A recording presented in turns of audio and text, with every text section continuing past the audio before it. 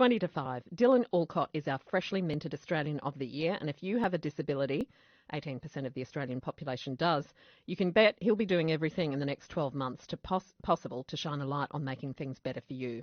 Now, since Dylan's appointment, there's already been quite a bit of conversation going on around getting more people with disabilities into the workplace.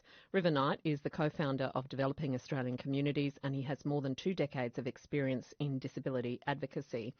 Hi, River. Thanks for joining us on the program this afternoon. Hi, thanks for having me. What was your response to Dylan Alcott's appointment as our Australian of the Year?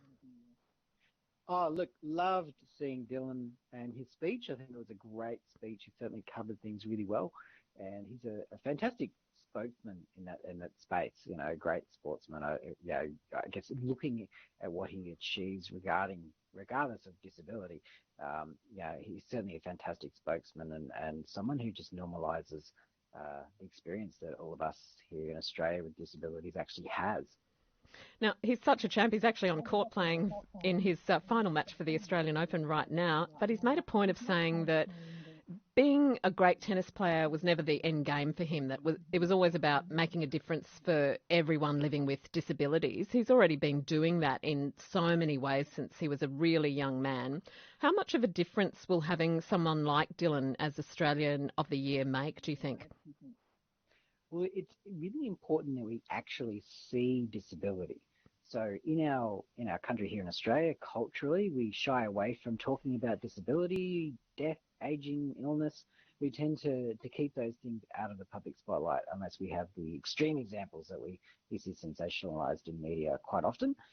So seeing someone who is a capable, fully functional, fantastic member of the community in the spotlight, it normalises the experience of disability, which it gives, I guess, the Australian public a chance to see a cultural change, because a lot of us in this sector, that's what we need to see. We need people to start seeing and experiencing and talking about disability as part of our culture here in Australia, part of the community, as valuable parts of the community. We always have been, we always will be, but just being able to see that person, see someone talking about it, it makes a huge difference in the lives of adult Australians and certainly young people if they're growing up looking around for people that help represent them.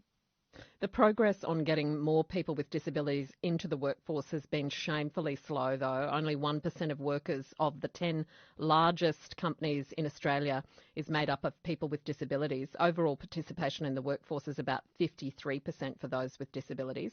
Why have we failed to make ground on this critical issue?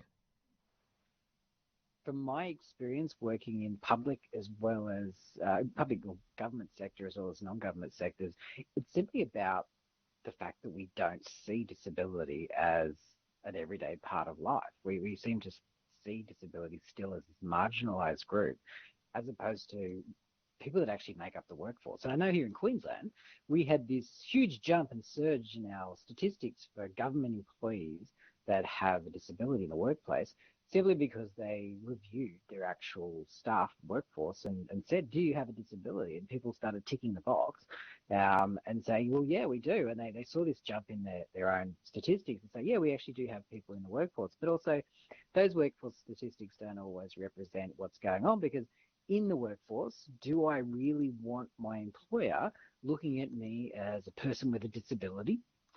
Is that going to be a career-limiting move, or do they see me as a person who is on the workforce just like everyone else?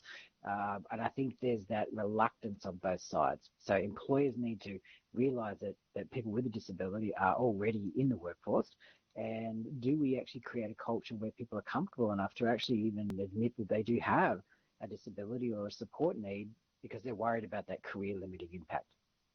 The federal government announced yesterday grants of up to a $20 million program in total to help employers in growth sectors hire more people with disabilities. Grants are going to be offered for industry-specific training and internships. What's your take on whether that will really work? Well, from my perspective, and working with the 30,000 disability service providers around Australia, the experience I have is it's a cultural issue that we have. Throwing money at at something like this is a great way to motivate some people. But the reality is it's the cultural barrier. It's why is it that people don't get that interview? Why is it that they're not in the workplace? Why is it that when they are in the workplace, they don't identify as a person with a disability if they can get away with it because they're worried about it impacting on their career. That amount of money, $20 million, is a drop in the ocean when we look at government budgets. I'm not sure about, I think it's great that they're incentivizing, but the reality is it's a cultural shift. We need employers and our culture to value people with a disability and realize they're already here, but also there's no reason why we should be treating them as a special group of people that need to be encouraged into the workplace. We're kind of already here, and our barriers, they're not financial barriers, they're cultural barriers.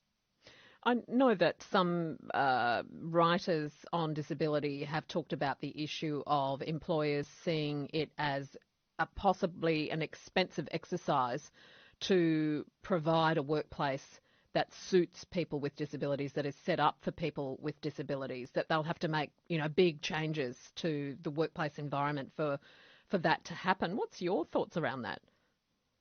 Well, the majority of people with a disability in Australia aren't people with a physical disability. They are people with cognitive disabilities, neurological, psychological, disabilities that you may not even realise. They're the invisible disabilities that I can guarantee a lot of people are already experiencing in the workforce. The difference is they're not being supported. So for myself, I can see that people, it might be a bit more effort. But at the same time, do we want a diverse workforce? There's no reason why a person with a disability isn't going to take your job and do a lot better job at it.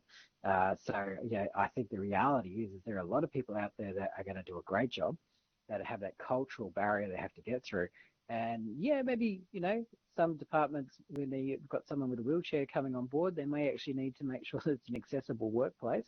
But it's this psychological accessibility. It's the cultural accessibility that's also just as important as some of those out-of-pocket expenses, that we might look at when we're thinking about ramps and things, which, in the scheme of things, if I get someone who's great at their job, I'm happy to invest in that. Last year, Graham Innes, the former Disability Commissioner, told the Royal Commission into Violence, Abuse, Neglect and Exploitation of People with Disability that companies and public sector employees should be tying disability employment targets to executive bonuses and for greater board representation, along with legislation compelling employers to report on how many people with disability they employ. Is that a good idea in your view? I would love there to be some checks and balances so that the people that have the control and the power in those organisations, have some sort of accountability to say, well, why are we not doing this? At the same time, though, they're going to have a hard time hitting those targets if people are still reluctant to identify as a person living with a disability. If I can hide my disability, I'm probably not going to tick that box because I'm not confident that the response from my employer is going to be a positive one. So for those that can't avoid identifying, we can track that. But a lot of people still will not report. And I've been in government organisations. I've worked for state government here in Queensland. And there's been times when I've taken on jobs and I think, do I tick that box?